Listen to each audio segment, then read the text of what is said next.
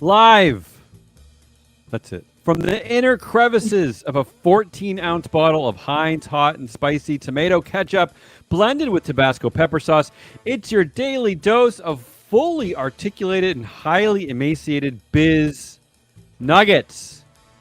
Emaciated. Joined as always by Ernest, Emma Lurking, and that's it, Emma. We're like completely abandoned. I'm that guy over there today in our recyclable bag called November 16th, 2021. Some snark-free COP26 takeaways, checking in with our overlord Jeff Bezos, and some chickens trying to right the ship. Is that what's happening? Pretty much. Yeah. Okay. Yeah. You ready? Yep. In honor of the 26th United Nations Climate Change Conference, which just ended on Saturday, we would like to present to you our 10 snark-free, really, COP26 takeaways. This list is for that sad sack who just wants to sound smart for one night on their date with that cutie in the finance department. Are there cuties in the finance department? I don't even know. No. An obvious caveat, of course, is that activists from both sides will tell you that all 10 of these takeaways are pure bullshit. If this list is successful, we'll come back later in the week with our snark-filled COP26 takeaways, so stay tuned. Here we go. Number 1, coal target. For the first time, a COP text takes on coal, the most polluting fossil fuel, and goes further than the G20 had done before.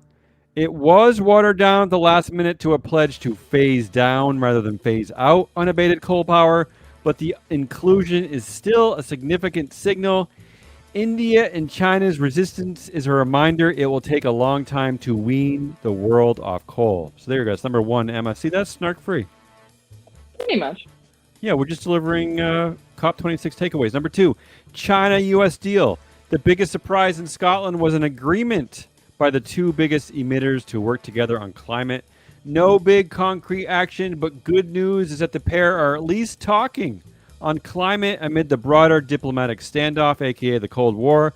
China had been all but absent from the talks until then. President Joe Biden meets Chinese President Xi Jinping virtually on Monday. And our last takeaway for this segment, takeaway number 3, carbon trading rules. Hard won and long awaited. The rules on international carbon trading bring clarity to companies and standardization that should help reduce emissions. That was pretty snark-free, Damien. Good job. And now for some less snark-free news. Here at Free Float Media, one of our favorite targets for verbal harassment is the infamous chicken nugget kingdom of Springdale, Arkansas, Tyson Foods. You might know them from headlines like Chicken Czars treat their employees like shit, or Meat Monarchy manipulates pricing of a market they are already dominating. I am obviously paraphrasing, but headlines are so goddamn boring, I wanted to zhuzh them up a little bit. Well, the poultry princess of North America has decided that putting their workers at near constant risk of injury, illness, exhaustion, or other harm isn't the best PR strategy, nor does it make Tyson an attractive work environment in the midst of a labor shortage in quotes. Tyson has been increasing their hourly wage, which is currently $24 an hour, which is a $2 increase from August of this year. Tyson Foods CEO announced on November 15th that the company-wide vaccine mandate has been completed and that their U.S. staff have been fully vaccinated. Tyson also now provides child care benefits and wellness programs in addition to full health benefits, retirement plans, and sick pay. And all right, I was feeling good about this story. And now I feel like if I was talking to someone who was living in like Switzerland or something, they would be like, how is this a win? Did they not have all of those things before? But I'm just going to tell the imaginary Swiss person in my head to shut up because we have low standards over here and I'm going to take what I can get. Go Tyson. We love you now. No, we don't. Yeah, it's kind of weird, right? It's like the 100% vaccinated, all those new. I mean, I don't know what world I'm living in. Although I will After say this. being the COVID epicenter, they vaccinated all of their U.S. employees. It's crazy. Although I will say this, America, you're too damn addicted to chicken. Relax, just calm down a little bit. Up next in our COP26 snark-free takeaways, fossil fuel taboo. The Glasgow Pact called for an end to inefficient fossil fuel subsidies. While that language has knocked around in G20 communiques for years to little effect, activists were encouraged by the symbolism of it finally making its way into a COP accord, which is signed off by almost 200 countries. G20 nations spent $600 billion subsidizing fossil fuels last year, something U.S. climate envoy John Kerry labeled insanity. Up next, the methane pledge. More than 100 countries agreed to slash methane. And there's a reference to methane for the first time in the overall pact. It's not binding, but again, a powerful signal that it's time to tackle emissions that are much more potent than CO2. Russia and China did not sign up. Number 6, methane push. Almost 110 countries have signed up to the global methane pledge. Number 7, scrutiny. New rules were agreed upon that will allow for greater scrutiny on emissions reporting. At last, climate targets should be comparable, allowing for everyone to assess what everyone else is doing. Disclosure rules. Disclosure does rule. Speaking of disclosure, our overlord and savior, Jeff Bezos, has said that he spends more of his money fighting climate change than he does on his space ventures. He also talked about how he basically begged to play an alien on a Star Trek movie, but I think we can all imagine the bribery that took place there, so we'll just focus on the first thing. If we look at the numbers in their simplest form, Bezos' claim appears to be true. Bezos has spent a minimum of $5.5 billion of his own wealth to fund his space exploration company, Blue Origin, while committing $10 billion to his Earth Fund. But commit is a funny word. Committing doesn't actually mean donating. In terms of donations, Bezos has only actually spent a little under $1 billion to fight climate change with his Earth Fund so far, while he has spent at least $1 billion on Blue Origin just this year.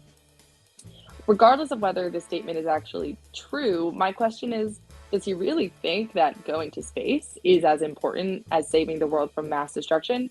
The answer is yes, but he's obviously wrong. On the other hand, my girl Mackenzie Scott, Jeff Bezos' ex-wife, has donated over $8.5 billion to various causes over the course of just 12 months. Maybe Jeff should give her a call. Ask her what she thinks about this whole space versus saving the Earth situation. And our last 3 COP26 takeaways. Number 8, cash for damage. For the first time, there's a recognition that countries struck by catastrophic climate events will get help. There's an agreement to properly set up a mechanism, though the finer details and exact cash still need to be hashed out. Rich countries, however, failed to meet a pledge to provide $100 billion in climate finance, a failure that casts a shadow on the result. Number 9, banks. Former Bank of England Governor Mark Carney cajoled banks, investors, and insurers representing $130 trillion in assets to decarbonize their businesses by mid-century. The list, however, does not include the world's 3 biggest banks, all of which are Chinese and major providers of coal finance. Even for the banks signing up, the key test is whether they stop financing fossil fuels. And finally, in our snark-free COP26 takeaways, pledge math. If all the pledges come to pass, and it's a big if, it puts us on course for warming of 1.8 degrees Celsius, according to the International Energy Agency. That's much better than where we were on the way into COP, but still way above what's safe.